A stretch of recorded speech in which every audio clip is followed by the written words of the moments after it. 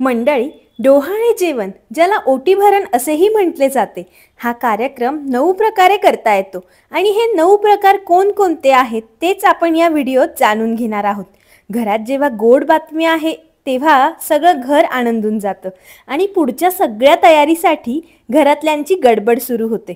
माझ्या घरातल्या सगळ्यांना असं झालं, काय करू आणि काय नको, आणि मग माझ्या आवडीच्या वस्तू करणं, माझे लाड पुरवणं सुरू झालं.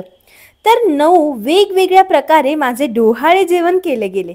सर्वात आधी पहिल्यांदा माझी चोर ओटी भरली गेली. 3ऱ्या महिन्यात बाळाचे अवयव तयार व्हायला लागतात. डोळे, नाक, कान, हात, पाय सगळ्याला आकार यायला लागतो. मला 6 वेगवेगळ्या साड्या, आंबट गोड वस्तू, हिरवा चुडा, गजरा, 11 फळे या सगळ्यांनी माझी ओटी भरली आणि मग 3 महिन्यांनी सगळ्यांना सांगायला मोकळे. त्यानंतर डोहाळे जेवण हिरव्या साडीतील केले गेले. हिरवी साडी नेसून, हिरवा चुडा भरून, छान हातभर रंगलेली मेहंदी, यामुळे गरोदर स्त्री श्रावणाप्रमाणे दिसते. त्यावर फुलांचे दागिने म्हणजे छान बहर आलेला असतो. 3ऱ्या प्रकारचे ओटी भरण म्हणजे झोपाळ्यावरील डोहाळे जेवण. सर्व प्राणीमात्रांवर सदैव कार्यरत असणारी अदृश्य शक्ती म्हणजे गुरुत्वाकर्षण. झोपाळ्यावरील ओटी भरणामुळे गर्भस्थ बालकास अदृश्य शक्तीची कळत नकळत ओळख होते आणि हाच या झोपाळ्यावरील ओटी भरणाचा उद्देश आहे. यानंतर ओटी भरण म्हणजे निसर्गातील ओटी भरण.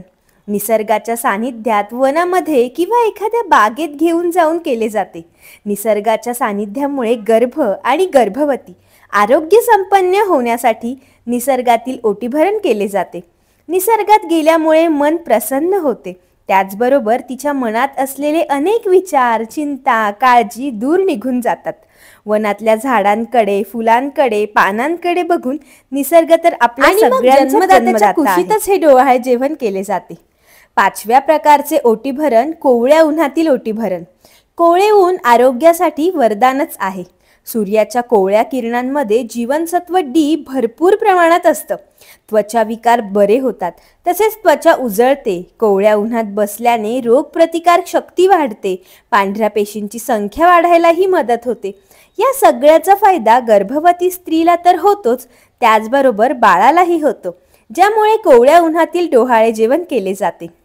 6व्या प्रकारचे ओटी भरण म्हणजे चांदण्या रात्रीतील ओटी भरण. पौर्णिमेच्या रात्री जेव्हा आकाश संपूर्ण चांदण्यांनी भरून जातं तेव्हा हे डोहाळे जेवण केलं जातं. चंद्रकिरणांपासून मिळणाऱ्या अमृतामुळे बालक दीर्घायुष्य व्हावा, हा त्यामागचा उद्देश आहे. 7व्या प्रकारचे डोहाळे जेवण म्हणजे समई भोजन. जेवणासाठी वेगवेगळे आवडीचे पदार्थ करून समोर दिवे, समई लावून मंद प्रकाशात हे ओटी भरण केले जाते.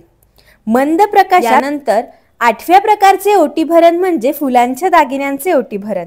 या दिवशी गर्भवती स्त्री साडी नेसून फुलांचे दागिने घालते, त्यामुळे ती सुवासिक आणि श्रावणाप्रमाणे बहरलेली दिसते. 9व्या प्रकारचे ओटी भरण म्हणजे चटपटीत पदार्थांचे ओटी भरण. गर्भवती स्त्रीला बोर, चिंचा, आवळे, चाटचे प्रकार, पाणीपुरी, भेळ, कचोरी, आलू टिक्की असे चटपटीत प्रकार देखील खावेसे वाटतात. तिच्या इच्छा पूर्ण करून तिला वेगवेगळे प्रकार खायला दिले जाते. याला चटपटीत डोहाळे जेवण म्हटले जाते. या सगळ्या प्रकारच्या ओटी भरणाचा उद्देश हा आहे की उत्कृष्ट प्रकारचे संस्कार त्या बाळावर व्हावे. आपल्या परंपरा, रीती यामागे शास्त्रीय कारणे देखील आहे. ती सगळी शास्त्रशुद्ध पद्धतीने बाळावर संस्कार रुजवले जावे आणि बाळाच्या आईला आनंद मिळावा आणि आईमध्ये होणाऱ्या बदलांना सकारात्मकतेने आईने सामोरं जावं. त्यासाठी तिला ही भावना देणं आवश्यक असतं की संपूर्ण घर तुझ्या पाठीशी उभं आहे. आणि या काळात घरामध्ये भांडण, कटकटी, वादविवाद चुकूनही करू नये. गर्भवती स्त्रीला अश्रू देऊ नये. तिला या सगळ्याचा खूप त्रास होतो. तिला या दिवसात मारलेले टोमणे, अश्रू, भांडणं तिच्या आयुष्यभर लक्षात राहतात. मंडळी, तुम्हाला यातले जे प्रकार आवडतील आणि जे प्रकार करणं शक्य आहे ते नक्की करा आणि गर्भवतीच्यावर खूप खूप प्रेम करा, कारण हा प्रत्येकीच्या आयुष्याचा सुवर्ण काळ आहे.